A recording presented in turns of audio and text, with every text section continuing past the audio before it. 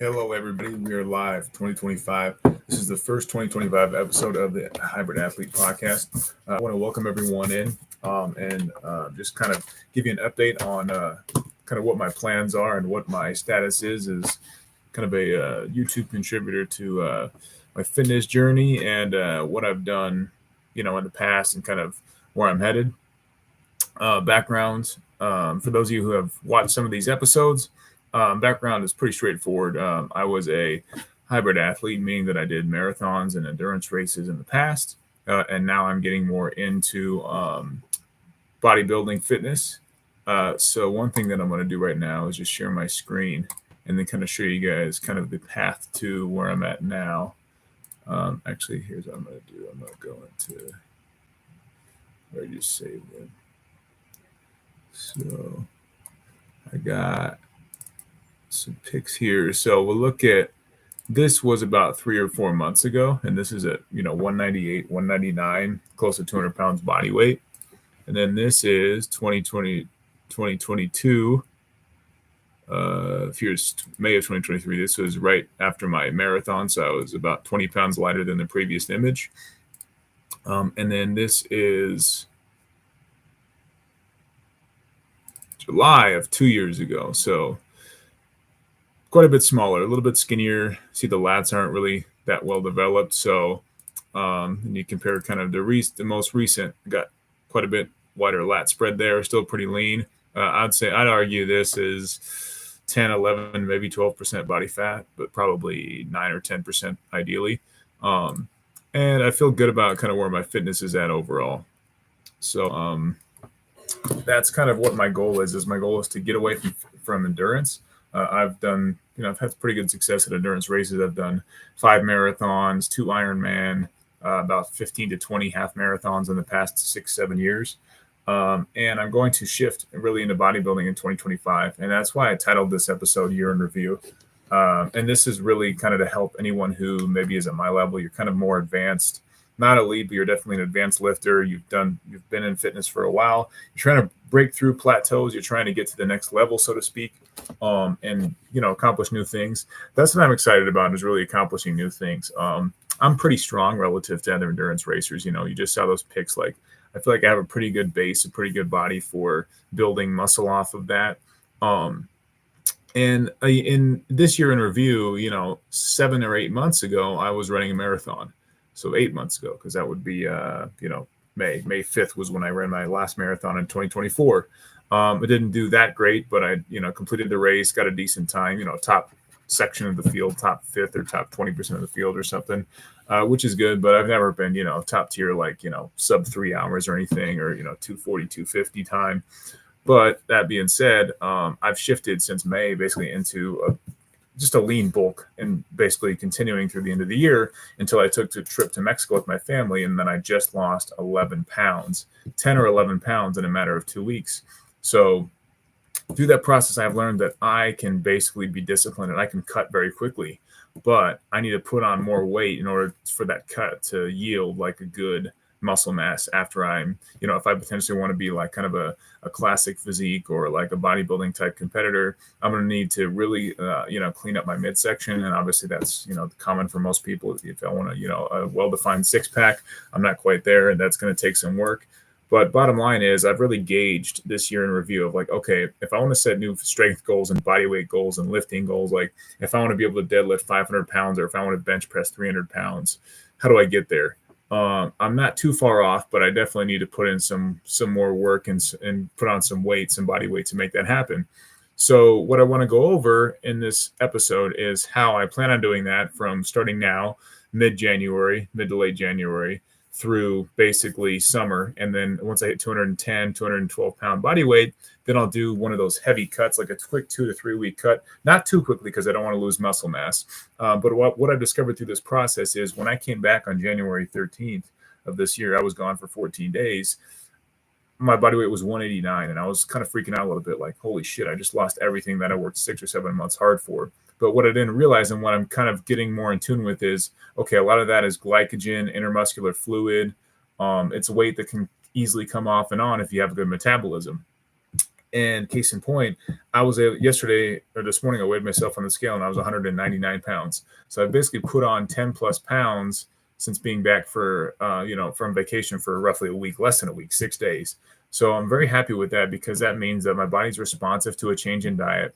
But also, a lot of the changes that I see visibly are temporary, meaning that, yes, I've gained a little bit of muscle mass, but if I really want to pack on that hard muscle, I want to, dedicate a full year to getting leaner, to lean bulk, to getting bigger and staying relatively lean. I don't want to put on extra visceral body fat in my midsection. I want to do it the right way, incrementally adding 300, 400, 500 calories a day. Greg Doucette has a great YouTube channel that's famous. Sam Sulek talks about it all the time. He basically does incremental jump down, bulk cut, but he's always trending upward. I'm going to take the same approach. I mean, I'm 6'1", 6'1.5". So, if I really fill out my physique, I could be a good 220, 230 lean and have a pretty impressive physique. And that's something that I want to accomplish, is being well over 200 pounds, but being lean and kind of holding the same frame that I have now. And again, you kind of soften those pics. I mean, I'm not huge, but I'm definitely pretty big, pretty lean, pretty strong for a guy that has been doing endurance the last 5 years of his life. So, and what is that approach going to look like? Well, that's where the details of, diet of splits come in. 2 on, 1 off is a lot of bodybuilder splits where they advocate for, if you're really lifting heavy and you work out too much, you're going to start getting systematic fatigue. Your joints are going to start to ache. I've gauged that pretty well too. I mean, I'll be upfront. I've worked out hard enough that I wake up every day and my body aches for about a month, and that was not enjoyable. That was like David Goggins style. Like, you're not really getting bigger. You're not putting on muscle. You're just kind of, beating yourself into the ground. And that's okay. I mean, there's crazy people out there that like to do that. But at this point in time, I'm kind of gauging like deload weeks. Like, I'm running kind of a paradigm to where it's like 6 weeks hard and then 1 week kind of a deload, where, yes, I go to the gym 5 days, 6 days that week, but the workouts are not quite as intense. It's more active recovery style for a couple of those days, and I allow myself to fully recover and hammer the nutrition continuously. So I feel like I'm at an experience level that's advanced, that I have good knowledge. I'm certified as a trainer, and I actually help other people with diet plans. So my diet's pretty locked in. I'll take a couple minutes right now to go over kind of what my diet is and see what you guys think. But basically, in the morning, I'll have 2 breakfast burritos. That's tortillas. So that's heavy carb, high protein. So I stay away from fats in the morning. I like to, spike my blood, maybe I'll spike my blood sugar because I'm doing a lot that day, or before I work out, I'll definitely have carbs too around a workout. But bottom line is it'll be like rice and beans and then maybe chicken or eggs, protein source. So it's about 60 to 70 grams of protein for that morning meal. It's a big morning meal, 2 breakfast burritos, right? So it's roughly 1,400 calories, almost 1,500 calories sometimes. And then that is basically going to be my meal at around 10 a.m., 9 to 10 a.m. So kind of an intermittent fast. I finish eating at 7 p.m. the night before, and that's my first big meal is around that time. Before that meal, though, it's not quite intermittent fasting because I do have coffee, and then I have like a protein shake with milk.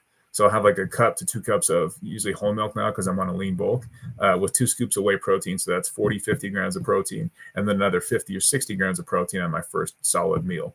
So 2 meals in at around 11 a.m. And then I'm working a lot. So basically I'll take a break from work at around 3:30 p.m. And then I'll have a meal before I go to the gym, which is pretty much the same type of meal. It's either tortilla or it's rice, or it's like a protein carb, low fat protein carb source. And then after I hit the gym, I'll have pre-workout. And immediately after, I usually have like something sugary because that's one thing that I've learned is that your body absorbs ATP, protein synthesis, occurs quicker when you spike your blood sugar. So it's literally like a tiny thing. It's like a lollipop, or it's like a couple of Starbursts, something that's very small, but that does have sugar content while I'm consuming, my meal or my protein source right after. So within that 3-hour window of exercise, I have my big evening meal, which is my dinner, which is typically heavy in vegetables. So a lot of vegetables, spinach, mixed vegetables. I stay away from, I'm not worried about eating high fat dressing. Like I'll have Italian dressing or something that's got 9 to 15 grams of fat because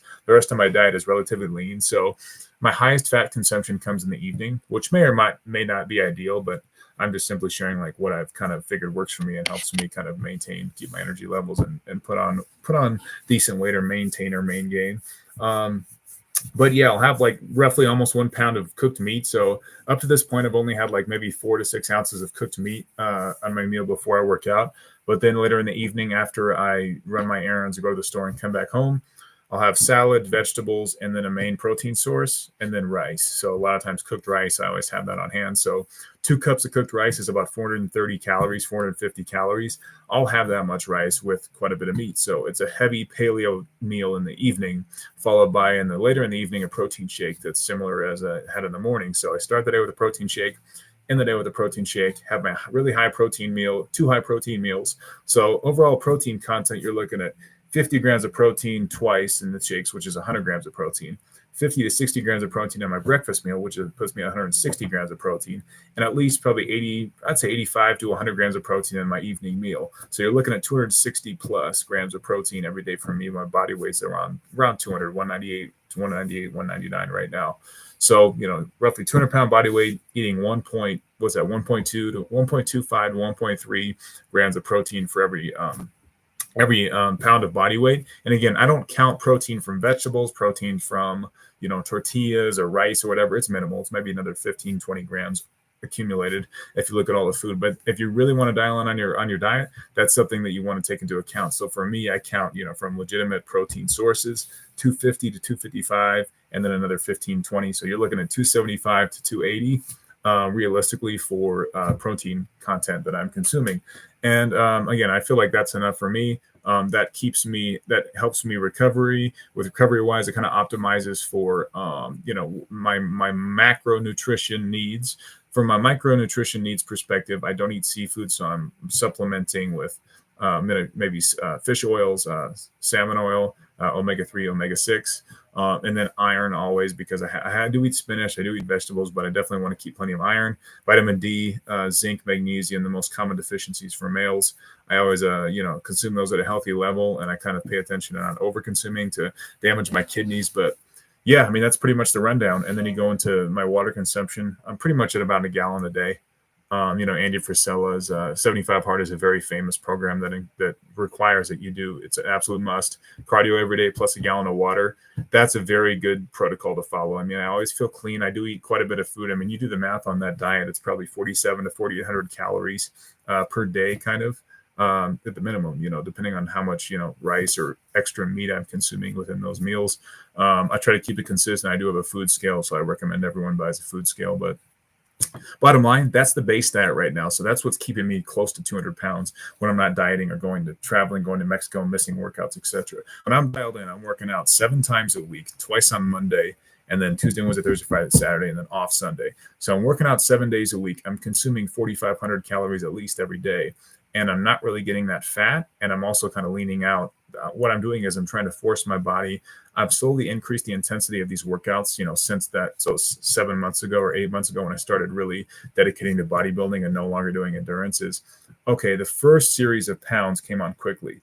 So I've kind of hit that asymptote to where it's like, okay, I need to do something different. I need to break the plateau. So now that I'm really focusing on food, I'm going to focus on days where I consume 5,500 calories in one day, maybe once or twice a week.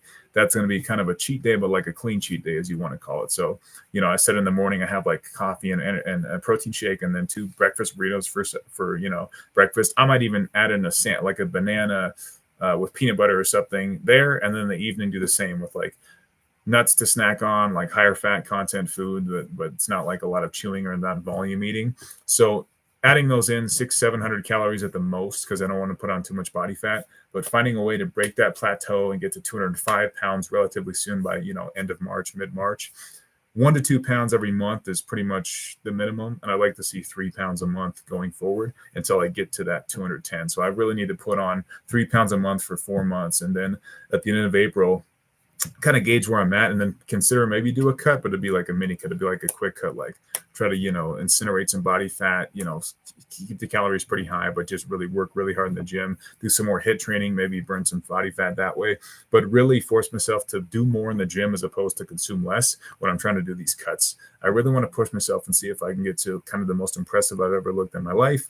I'm in my early 30s, so I still got, 6, 7, 8 years to really see what I can do with my fitness. So Yeah, I think this is a good spot to end it. This was diet heavy, and then kind of an intro, kind of what I did in 2024. Looking forward to 2025. I'll keep posting my YouTube shorts with my physique updates. I'm going to post one a day too, and do a check-in for this weekend, Sunday, January 19th. So, yeah, looking forward to 2025. Keep working hard. Get out there.